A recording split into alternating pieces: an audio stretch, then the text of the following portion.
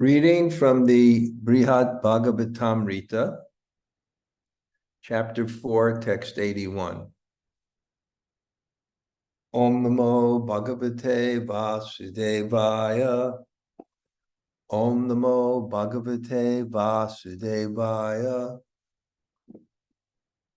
Om Namo Bhagavate Vasudevaya. Śrī Hanumān uvāca teṣām āpad-gaṇā eva sattamāḥ su-sevitāḥ vidhāya prabhuṁ vyagraṁ sadyaḥ saṅgamayanti taiḥ.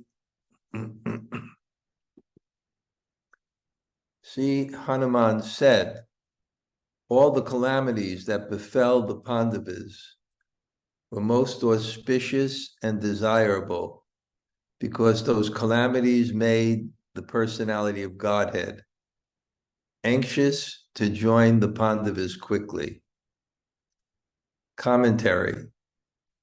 Whenever Krishna heard that the Pāṇḍavas were in danger, he would want to drop whatever he was doing and go at once to help them. And since the Pāṇḍavas' misfortune was auspicious, how much more auspicious was their good fortune? Krishna helped the brothers kill Jarasandha and then washed the feet of everyone at Yudhishthira's Rajasuya sacrifice. So who can adequately describe the glories of the Pāṇḍavas' loving exchanges with Krishna? Before Hanuman had said that the Pāṇḍavas' troubles were not real, that they're only a show arranged by Krishna to advertise the Pāṇḍavas' steadfastness and other saintly qualities. Now Hanuman speaks differently. Even taking for granted that the calamities were real, as they seemed to ordinary eyes, those troubles brought the Pāṇḍavas the greatest good fortune. Om Agana Timirandasya Gyananjana Shalakaya Taksur Unmulatam Yena Tasmai Shri Gurave Namaha Shri Chaitanya Mano Bhishtam Stapitam Yena Bhutale Swayam Rupa Kadamayam Dadati Swapadantikam Vanchakalpa Tarubhyascha Kripa Sindhu Bhayevacha Patitanam Pavanebhyo Vaishnavebhyo Namo Namah. Sri Krishna Chaitanya Prabhu Nityananda Sri Advaita Gadadhar Srivas Adi Gaur Bhaktavrinda. Hare Krishna, Krishna Krishna, Hare Hare, Hare Rama, Rama Rama, Hare Hare. So greetings from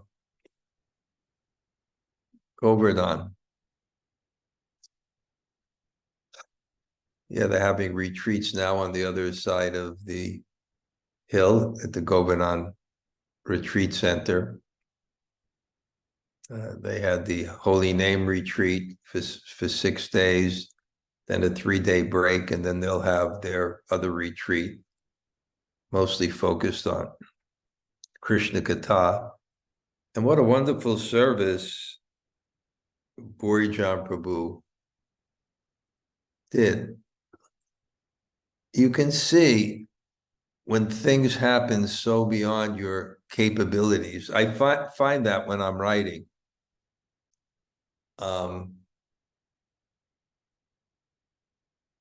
It's just a confidence when I'm writing now after doing it for 8 years. I think the 9th birthday will be January 1st.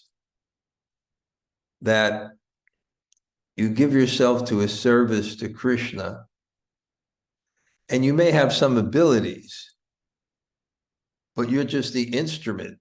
The instrument may have some proficiency, but it needs an agent. Krishna is the agent. And when you give yourself and surrender to Krishna, he can do marvelous things through you. So that Govardhan Retreat Center, what a facility on 25 acres. View of Govardhan. There's a big hall, modern hall for I think maybe 1,000 people. I was sitting in the back, even with my bad hearing. The sound system was so good. I missed Wednesday's class because I had an appointment to see Śrī Swami, and I went to his class. Anyway, we're in this Bṛhad-bhāgavatāmṛta. I think it's the first book and the seminal book of the six Goswamis. And I think all other of their literature is really born from this inspiration, because what's the inspiration? The inspiration is to take Parama Dasha Antim, this supreme, absolute revelation of God's full being, in reverence, to satisfy relationships of those who have reverence. One's full being doesn't manifest because the intimate side of yourself will not have relevance to that. Just like my respected father, I mean, his romantic side, or it doesn't have relevance to me. It was maybe a relationship with my mother, another side, so to satisfy particular relationships, different parts of your being are manifest. But here, what Lord Chaitanya came to give, and I've quoted that verse many times, anarpita charim charat, never before given for a very long time. Anarpita charim charat kunaya, Patir kala samarpiyatum unatoj rasam. This brilliant rasam of etecham sakala pumsa, Krishna to Bhagavan Swayam, Krishna himself. When someone is home, he can be himself, his full self. Krishna at home, the full revelation of Krishna. Not just at home, but in the romantic side of God, the full being manifest of God. And that's what's been given, and that's really what ultimately has been given in the Bhagavatam, but in a very, very systematic way, so that you can develop a frame of reference to hear it and understand it. There's a difference between hearing something and understanding something. In other words, it's not just a sound vibration and the words, it's what they're meant to convey, and you having the capacity to understand it. Like someone may speak a foreign language. If you don't, you'll hear it, but you won't understand it because you don't have that frame of reference, that capacity to actually understand it. So Sanatana Goswami has this mission. I guess I repeated most of our classes. Hopefully it comes out in a different way, and it's a summary of the Bhagavatam to his mother on the last day of his life. And it follows the Bhagavatam's pattern of a progression of service with more and more freedom and more intimacy. When I'm talking about freedom, if there's reference, there's certain restraints on what you can do and what you can reveal to satisfy those relationships. But more and more freedom until you get to the highest relationship of the relationship between Radha and Krishna, or the gopis and Krishna, where there's complete freedom. That's why it's called rag marg, or spontaneous devotion. Because however you feel, you can manifest without any distance, without any obligation, without any fear, without any rules. And that love is considered more powerful. And we know in the Chaitanya Charitamrita, I told you I always wanted to write an article about the mind of God. We get this sense it's time to appear. And God doesn't want to come just to Paritanaya sadhunam vinashaya chadushritam, to protect the devotees and kill the miscreants. He can manifest as Vishnu to do that.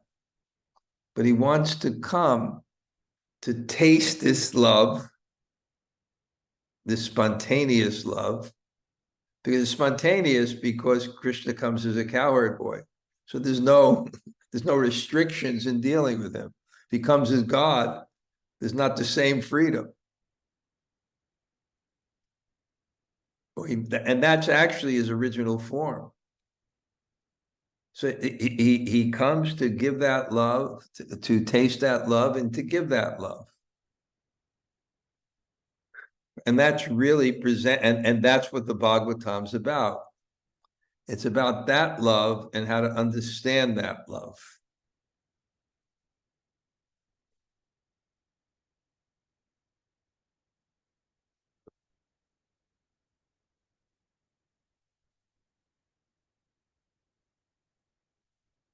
So in the progressions of the devotees and these kind of same beautiful themes where we just hone in on devotion, and we see there's no selfishness and there's no envy, which are the two qualities which we are born into the material world. We're born icha, dvesha, samutena, dvandva mohena bharata. We come in this world overcome with the dualities of desire and hate.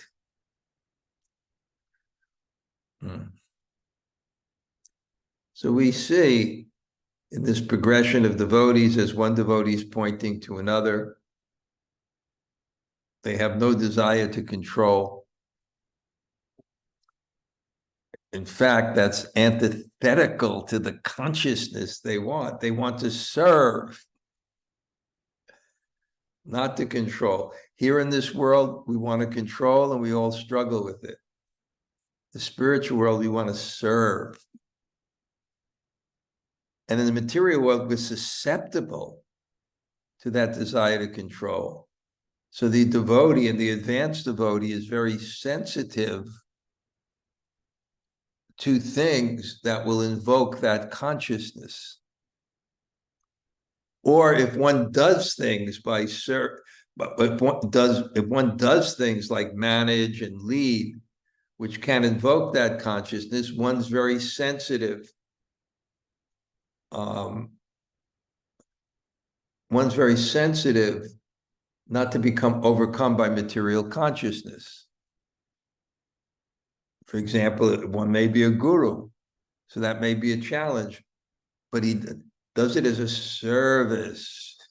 You do everything as a service. But therefore, you're still cautious. You're still cautious. So the spiritual life means we desire to develop that mood of service, and we're very, very cautious of the things that can disturb that, because we have faith in that. I said faith is trust by experience. We have experience of the taste of service. We are consciousness which reaches its fruition in service. And therefore we're conscious. So therefore we see they don't want to be praised, which accepted invokes a sense of superiority and the facility to control. And devotee doesn't want that, not just intellectually, but from his mood. He's like this, he's happy like this. is there any service? Is there any service? Always folding the hands. Bhakti means to be available for service. And everything is done in that consciousness. Anukulyena, Krishnanu, Shilana, Bhakta, Uttam. What is Uttama Bhakta? The prime characteristic of Uttama Bhakta? Anukulyena, favorable. You're doing things that are Anukulyena, Krishnanu, Anukulyena, Krishnanu, Shilana, Bhakta, Uttama. Krishnanu, Shilana. Our activities follow the pleasure of Krishna.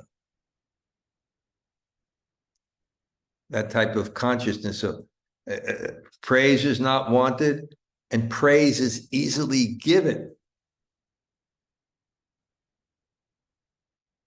Glorification is easily given. So here we have the recent progression is Prahlad.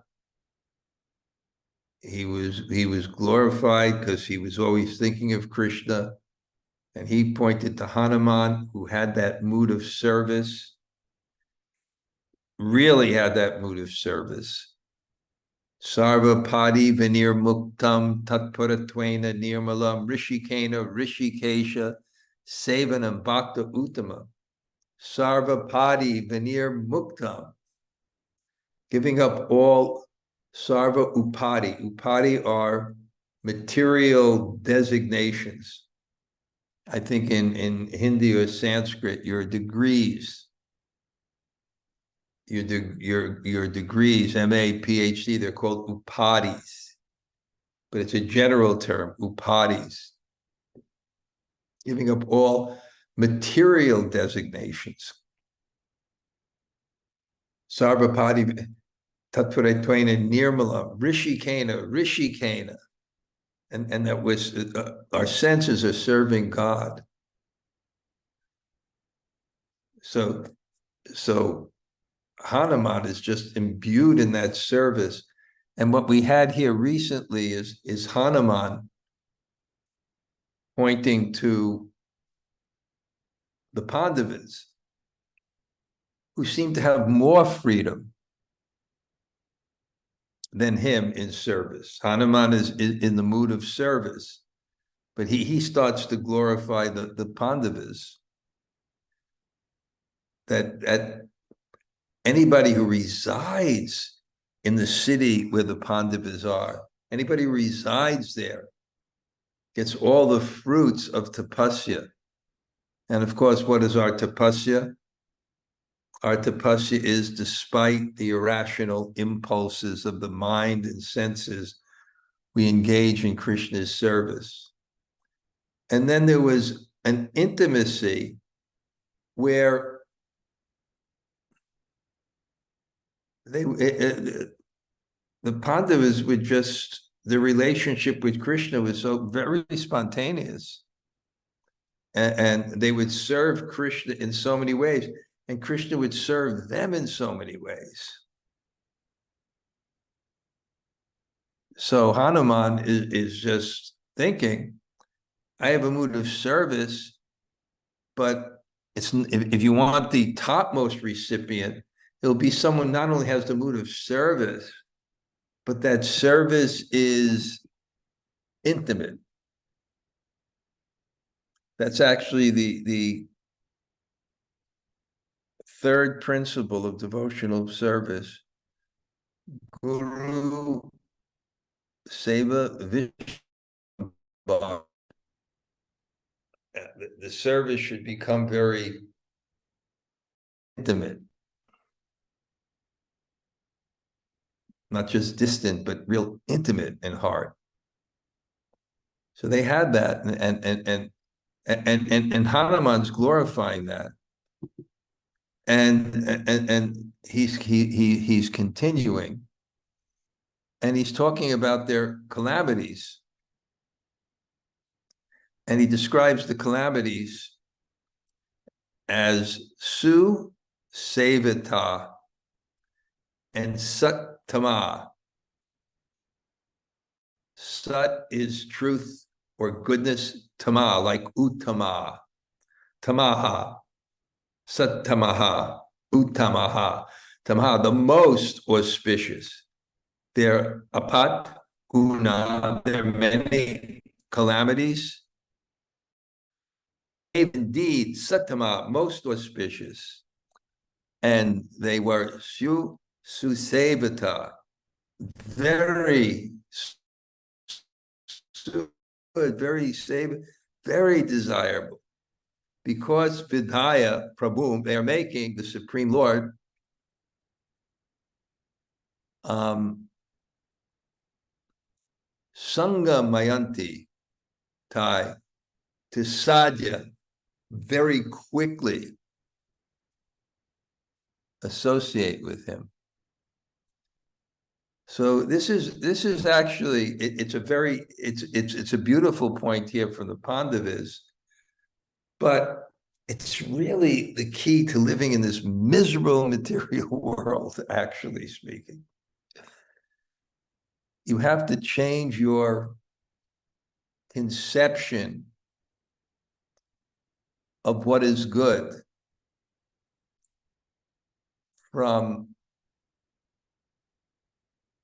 control to realization. I like that. I'm going to repeat it again. You have to change your conception of what is good from control to realization. What is good is not what helps you to control and enjoy the world. What is good is what gives you a realization that brings you closer to Krishna. This is Bhishma Dev's instruction to Yudhisthira on why he suffered, even though he is so good. And he said, you have to change your vision, and then you'll understand it. You won't be so despondent. You change your vision. That's what coming to you is for you. It's from God. And I always mention, it's a common point, that destiny is the language of God, and this is something that I've coined. And he's telling us in various ways things about ourselves that we need to change to elevate our consciousness. And I make that point that our experience in the world should be looking back on anything that happened and connecting it to an elevation of consciousness that we had today that is so valuable to us that it was worth the price we paid to get it.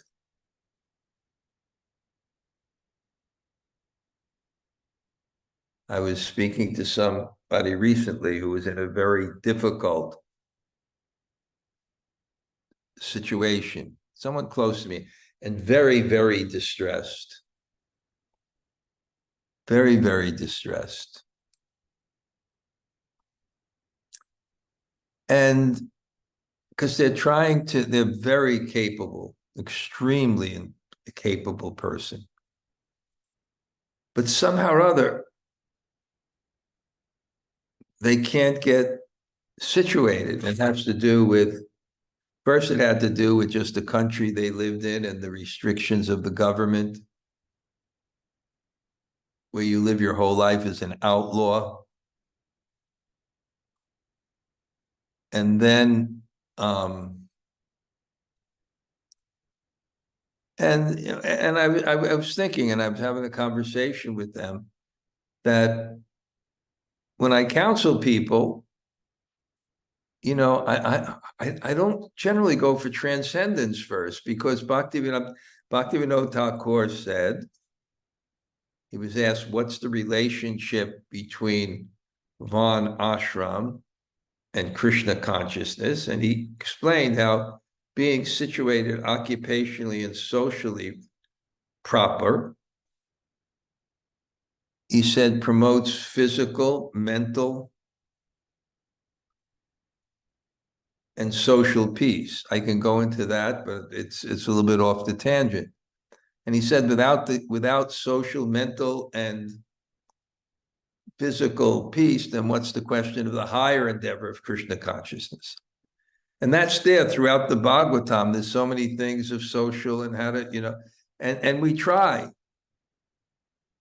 But in the Kali Yuga, this is what I'm seeing in the Kali Yuga.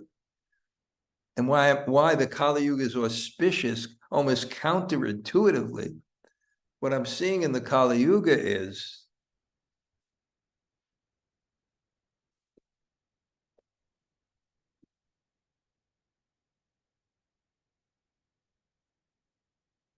that it's so hard for people to be situated.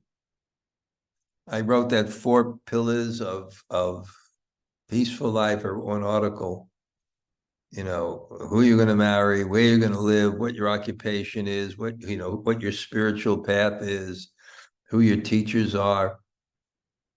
And in a proper society, all these things were given to you by your parents. If you look back to our parents, they didn't have the same problems we have on who they're going to marry, where they're going to live, what their occupation is, what their religion is, or whatever it is. But I'm just seeing Kali Yuga is brutal. One way or another, if it's relationship, if different people I know now, another person I know, another 2 people I know have cancer, relationship problems, but to speak if you're living in the Mideast, living in Ukraine. I know people in Ukraine. So Kali Yuga, it's so hard because we're having less and less control. And suffering is when things move against our attachment. And we control things to line things up with our desires. And when they don't move according to our desires, they're suffering. And the fundamental things that people didn't worry about, we have questions with. So I was telling this person that, I first go and explain, social things and try to help people. I tried to help this person become situated. And I just told them, you're philosophical, and it's at another platform now. It's directly at the spiritual platform now. It's tate nukampam susamikshimano. That says in the Bhagavatam, Lord Brahma's prayers, when difficulties come, you thank God and you bow your head. And therefore you get the kingdom of God. And the way this works is, because the whole system, the material world, it's the collective, it's based on our false ego, our desire to control and enjoy. That's the problem. We try to become socially and physically and all these things peaceful is important. So, but why is it important? Not to enjoy, but to be peaceful, so that we can realize God.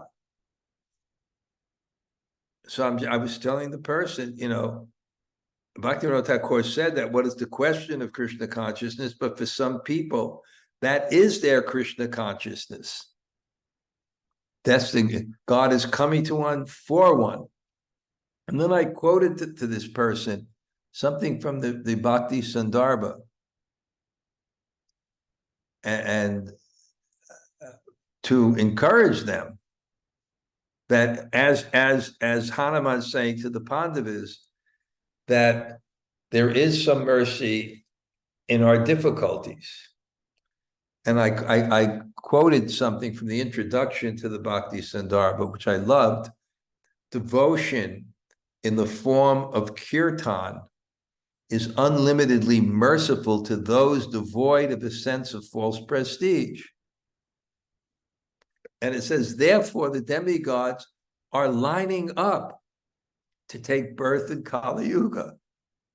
for that reason that Kali Yuga is designed to give up the false ego. Because when things move beyond our control, and we can recognize that, and it forces us to lose our desire for that control, to change our vision of happiness from destiny to free will, not what happens to us. That's not our happiness. How we react is our happiness. Then it becomes favorable to demigods, because that's the whole idea. If you can lift the veil of false ego from the consciousness, then you can feel the energy of God's love directly and feel that connection. And then I told the person, I didn't tell the person, but now I'm thinking I could have told the person about this story.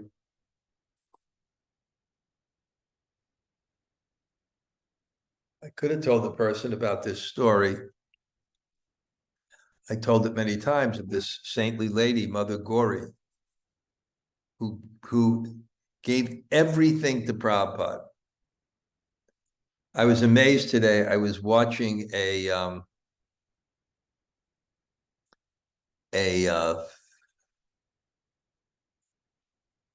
video of Prabhupada preaching in La Trobe University in Melbourne when the Christians and the communists disrupted his lecture. When he started his lecture, they started banging drums and playing music. And then there was questions. And they're interrupting Prabhupada. So Madhavisa, who is the leader, he just took the mic and started answering the questions. And it was so impressive. It was so impressive. I was impressed when I first came to the San Francisco temple in 1970, and he was the temple president. He was called the Emperor of Kirtan. Hare Krishna, Krishna Krishna, Hare Hare, Hare Rama, Rama Rama, Hare Hare. And we went out on Kirtan. And so charismatic. But by the way, Jayadvaita Maharaj wrote a book, Kirtan Standards. And just remembering those, and everyone would chant that simple melody that had so much potency. But anyway, this Mother Gauri, she was cultured, educated person, gave her life to Prabhupada, died in Vrindavan. And I was in the room, she requested to be on the floor. And I told the story when the Ayurvedic doctor came and said, you have 1 hour left to live, disease is finished. And what he meant is, he can understand. There's also Prabhupada's Ayurvedic doctor, Narottam. His son's in Vrindavan now, Leeladhar Gupta.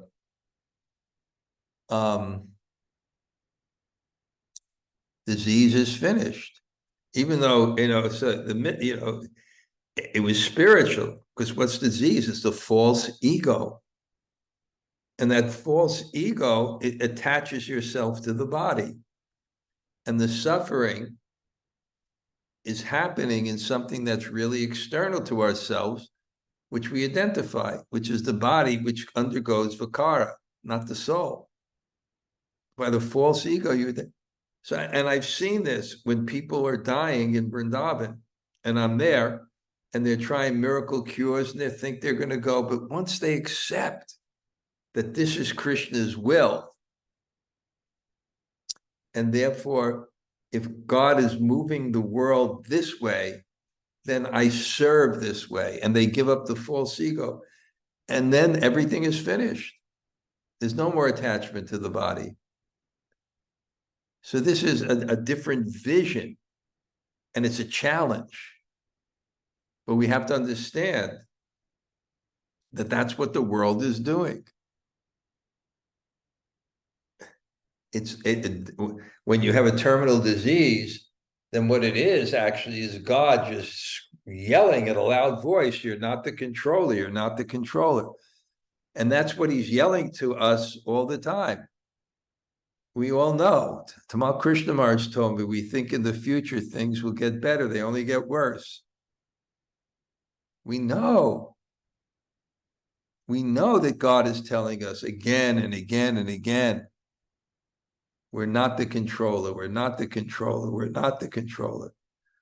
And we think, wow, if there was a God, why wouldn't he line up everything according to my desires? Because it wouldn't be good for our conscience, or it could be, if it was good for our consciousness, he would do it, and sometimes he does it. When God is merciful, he takes away or he gives. Generally, he takes away. Because then you have a better sense. First of all, if you're spiritual, then you shift your strategy for happiness from controlling the world to serving it, from your destiny to your free will. And it's better for the elevation of consciousness. If everything goes your way, then you really become attached and you become fearful because it's going to be taken away. Anyway, all the calamities were most auspicious and desirable because they made Krishna come quickly. So what was it? There was need. Need attracts mercy. The consciousness of need, the expression of need, the humility of need. It attracts mercy because people who are merciful and kind, they're drawn to help people who are receptive and in need. So this is also the material world, trying to bring us to that consciousness of humility and dependence. I had that realization. I'm writing about it. You'll read about it tomorrow, your time. You'll read about it tomorrow. But my realization here is, chanting a lot, waking up early, and came by walking. And I reflected on the mercy I got from Purushottama. I haven't done that. And I came back to India for that. Purushottama month, and then doing Kartik. And I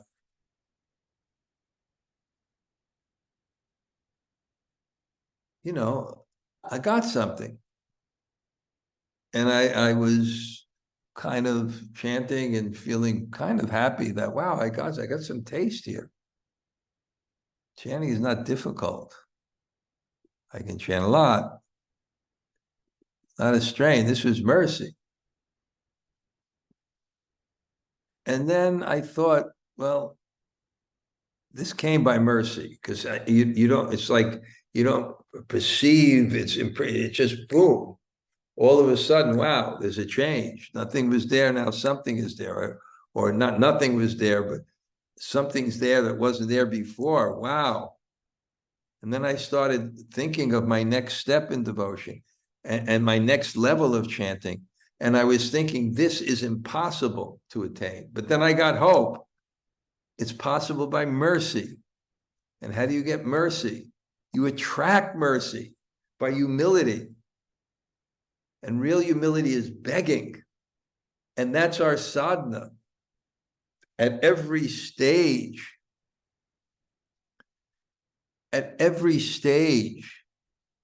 of our advancement, we should look at the next level and want to get there and feel it's impossible by our own power, but it's possible by the mercy of God. And this is actually this is like an advanced symptom. It's called ashabandha. Your hope has no bound. Prabhupada translates hope against hope. Your hope has no asha bandha. Your hope cannot be tied. And why can it not be tied? Why can it not be bound? Because in your faith of the glory of God, and one of the glories of God is his mercy. So we can achieve anything by God's mercy. So we feel that way.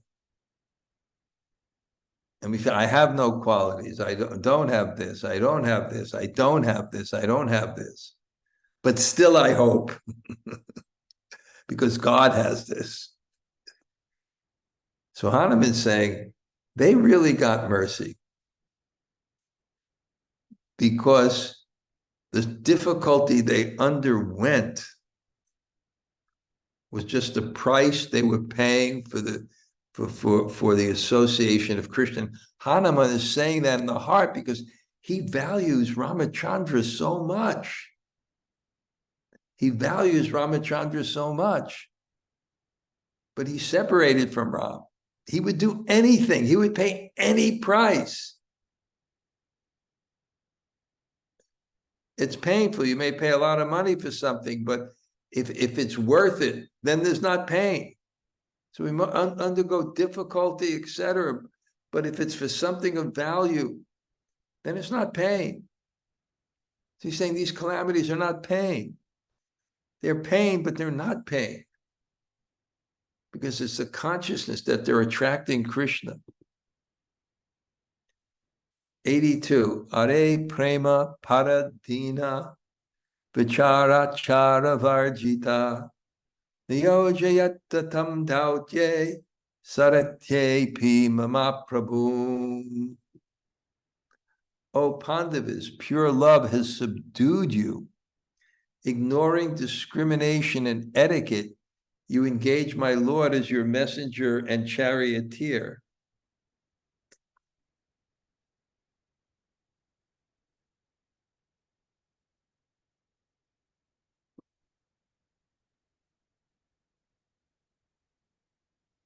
Commentary: in his trance of Kirtana ecstasy, Hanuman addressed the Pāṇḍavas as if they were present before him. He is astounded at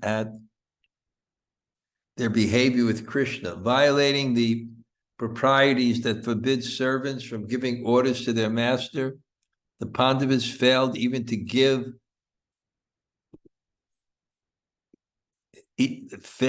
to consider that menial services like carrying messages are not tasks in which to engage Krishna, the Supreme Personality of Godhead, the Lord of the entire universe, the supervisor of Brahma and all the demigods. The Supreme Lord submits to such treatment only with his dearest devotees.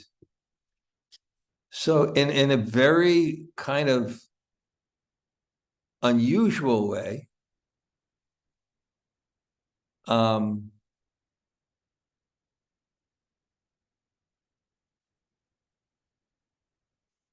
in a very unusual way,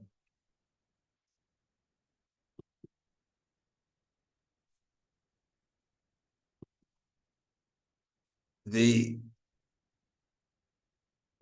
devotee conquering Krishna, we had this before, is a source of ecstasy. Because what's the conquer of Krishna? The conquer of Krishna is you have loved Krishna so much that Krishna is responsive and he develops this strong desire to serve you. So Krishna becomes your servant in the sense that he begins to follow your desires. What is a master and what is a servant? A master is the servant follows his desires. But Krishna, he's Bhakta Vatsala. He loves the devotees so much that he wants to follow their desires. He wants to follow their desires. And therefore, in this very advanced devotion, they become very ecstatic. Because Krishna's acquiescence to serving them just shows how much he's bound by their love. And prema bhakti, one of the qualities is Sri Krishna-katha. One even attracts Krishna at the level of prema. Sri Krishna-katha. Nunam re Pāṇḍava mantram ashaudam bhakta kinchana lakottaram vijani dve maha mohana mohanam.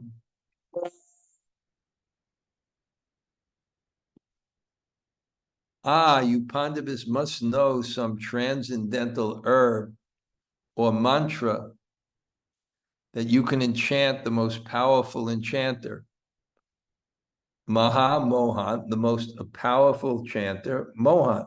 So Krishna is known as Madan, Radharani is known as Madan, Mohan, Mohini. Madan, Mohan, Madan means Cupid. Krishna is the bewilderer of Cupid, and Radharani is the bewilderer of Cupid. So same thing with Pāṇḍavas. How do you do this? Krishna is bewildering everyone, and you're enchanting him. Commentary, because the Pāṇḍavas are under the sway of prema, they can be excused for transgressing reason and etiquette. But why does the personality of Godhead agree to be dealt with lightly? Hanuman surmises that the brothers must know some magic that can hypnotize the Lord. Krishna is the supreme magician, the enchanter of everyone else. So who can enchant him must be extraordinary. No such magic herb or mantras to be found anywhere in this world. The real identity of this magic will be revealed by Hanuman in text 85. Krishna is enchanted only by the perfect love of his intimate devotees. Parikshit Maharaj said, "O mother, O celebrated wife of the son of Pāṇḍavas." After Hanuman said this, he repeatedly jumped up into the air, higher and higher, joining the sage Narada in dancing. He then continued to speak. O master of all masters, you are conquered by your great affection for your devotees. This is how you attract their hearts. Okay, if Chamunajaya is still there, you can start off by sharing something.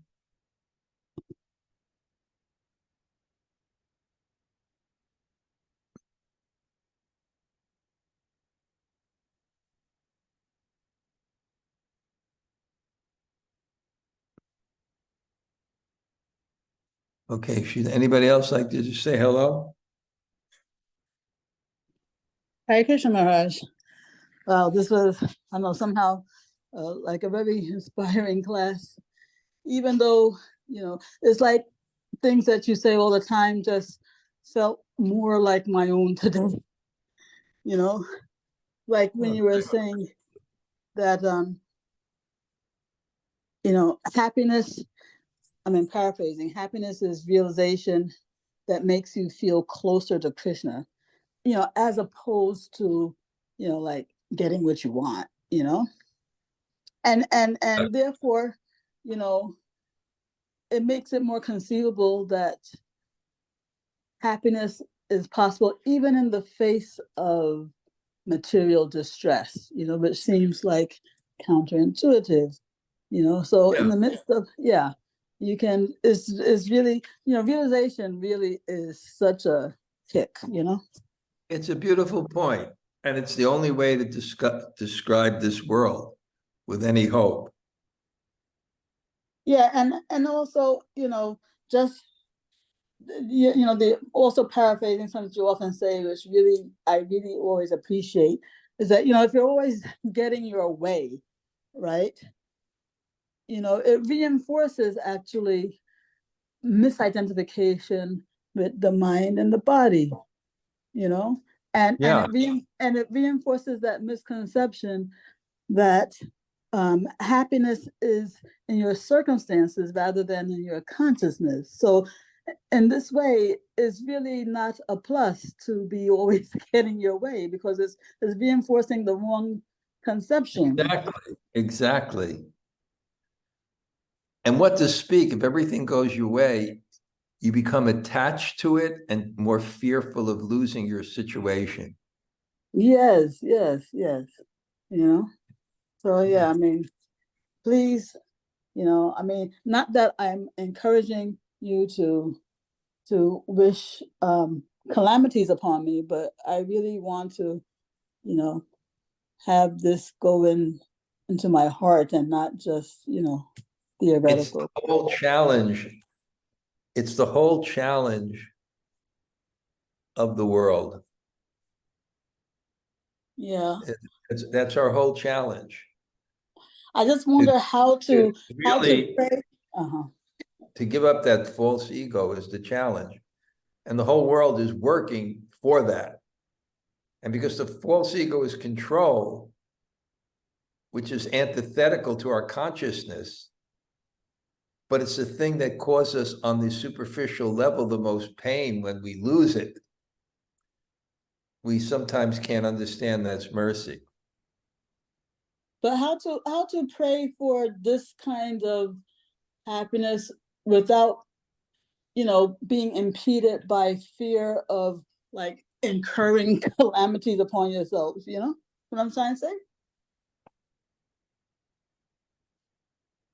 Well, you know, it's, Because I don't want Krishna to answer people my our age, my age, maybe not your age, we had a good run in life. You know, we weren't in any major wars. We were in times of prosperity, you know, and stability. We can't say that for the generation that's coming up. But of course, still so many things didn't go our way and caused us pain. Every one of us, you know, went through so many trials, tribulations. But when you look back and you see as a devotee the realizations they gave, you start to more and more see world in that way. As the Epictetus, the famous Stoic, said, happiness and distress, slander and pain, slander and praise, health and sicknesses, all comes from God. So why should we care? Yes, yes, yes. Oh my But God. you know, I'm having a good run right now, knock on wood, but I'm really fearful I'm going to be attached to this peacefulness, you know, and Yeah. you know, and Narada and Krishna wouldn't let Narada Muni stay there because it was also an attachment. Mm-hmm. He said, you can't see me because of this. You can't see me because it's still passion. Anyway, this Bhaktivinoda Thakur said it all. This temporary material world is full of suffering. Take shelter of the holy name of Krishna as your only business. Yeah. Well, sounds good, Maharaj. I'm still scared, but sounds good. We're all scared. That's the nature of the world. Okay. Anybody else like to say hello? Hare Krishna Gurudev. Jai Shri Radhe, Haribo. Thank you so much for your class. And my realization is you always saying about Tamal Krishna Goswami's words that everything just gets worse in the future. But it's very important for me to have some positive perspective of the future.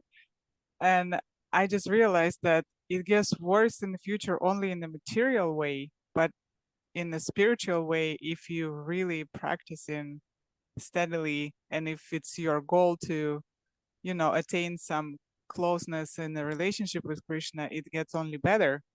No, it does, because what happens is when we're older, we have more wisdom. And it's so much easier to live in the world with wisdom. And it doesn't matter what you have when you're in ignorance, it's all terrible and suffering and angry and frustrated and fearful. So I see now, I've went through so many things, I have more wisdom. And it's so, yeah, it's all relative, the external world, but it makes the external world better.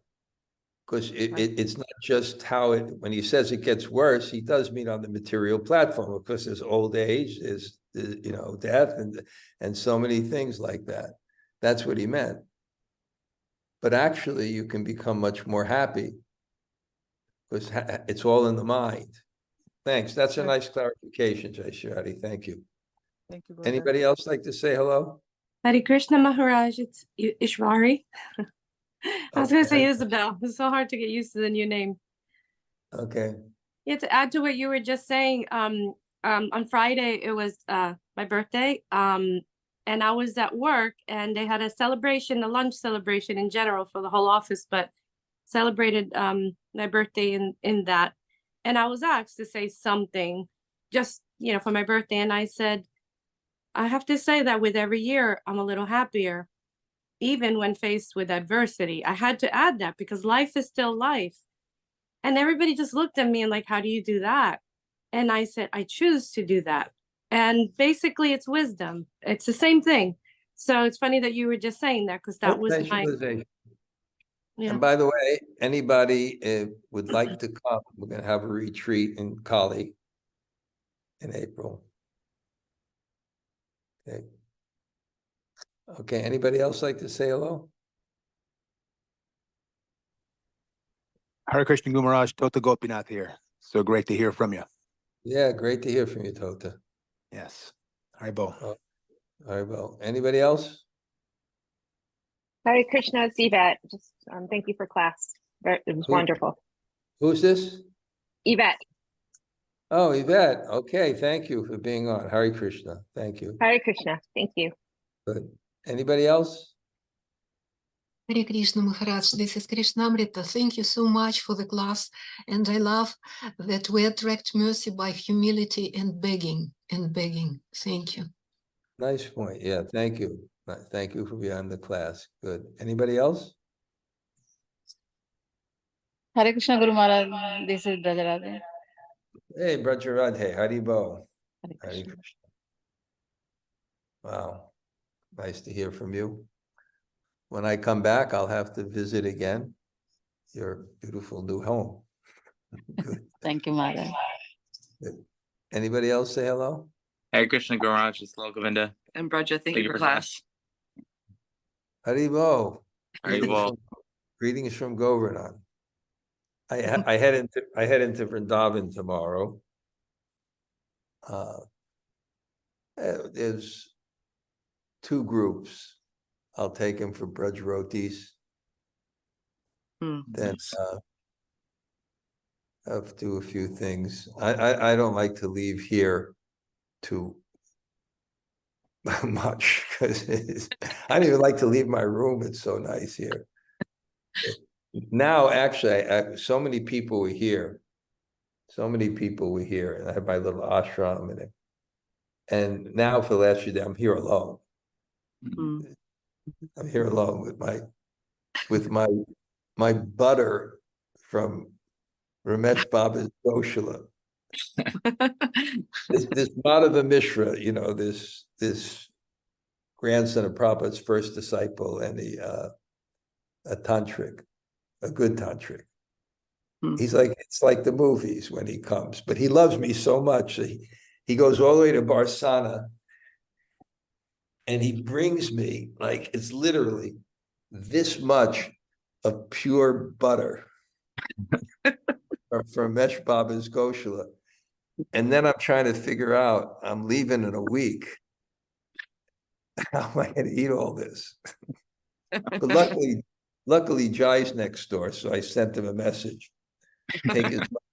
Take as much as you want. And then the next day I came and it was all gone.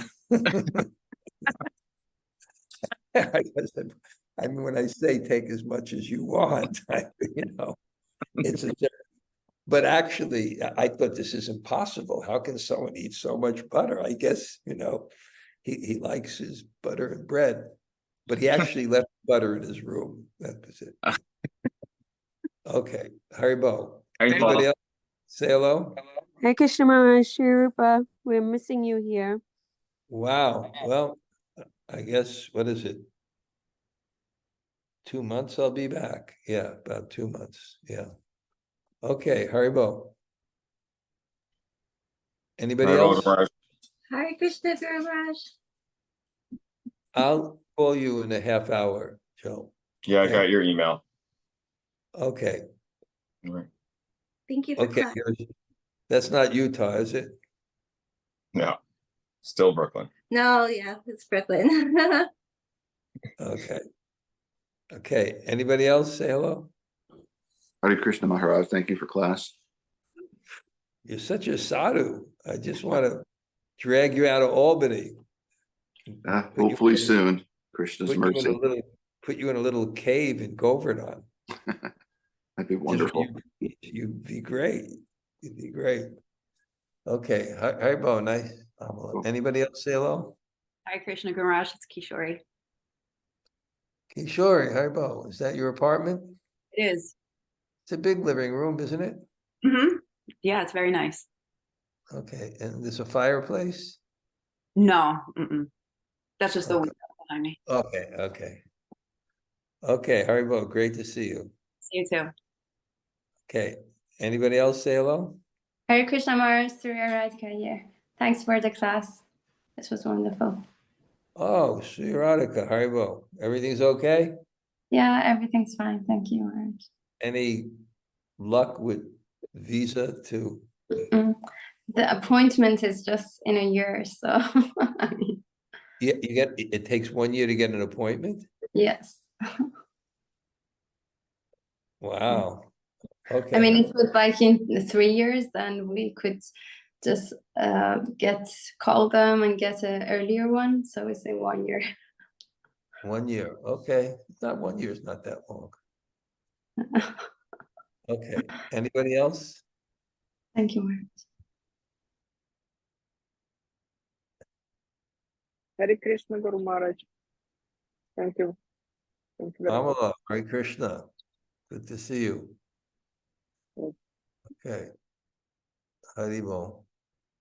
Okay. All right. I'm going to head out now. And Brandy, after we shut, just give me a call. All right. Panchakalpa Turubhyascha Kripa Sindhu Bhaya